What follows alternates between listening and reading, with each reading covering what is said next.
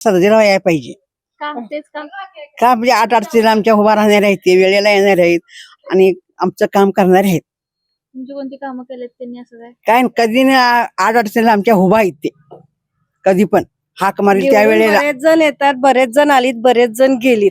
पण विषय असा आहे की आता त्यांना आम्ही कुठलीही गोष्ट असेल ते सत्तेवर नसले तरी आम्ही बोलवलं तरी अडचणीला केव्हा येऊन उभं राहणार आहे. कुठल्याही असू दे, कुठल्याही समस्या असू दे त्याचं निरसन करणारी व्यक्ती आहे. पण आम्हाला असं वाटतं की त्यांनी निवडून यायला पाहिजे. कोणत्या समस्या आहेत आता तुमच्या? कोणती असेल. आता आमच्याकडे पाठीमागं ओढ्याचं हे आहे, खूप मोठा नाला झालेला आहे. तिथे इतकी घाण असते, तिथं साफसफाई होत नाही किंवा अदरवाईज कुठलीही साफसफाईचा जरी आम्ही जर प्रश्न तिथं मांडला तरी ती आमची पूर्ण होण्याची त्यांच्याकडनं आम्हाला अपेक्षा आहे आणि ते करणार ही एवढी गॅरंटी आहे आम्हाला. त्यामुळे आम्हाला असं वाटतं की आपल्या हक्काचा माणूसही यावा.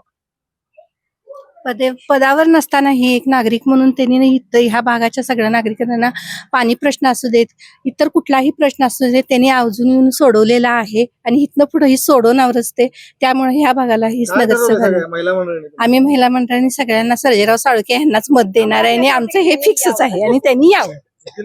येणार की नक्की 100% आमच्यासाठी चांगलं आहे ते, त्यामुळे त्यांनी यावं असं आम्हाला पण वाटतंय. तुमच्या प्रभागातला गुलाल कोणाला लागणार आहे? सर्जेराव साळुंखेला लागणार.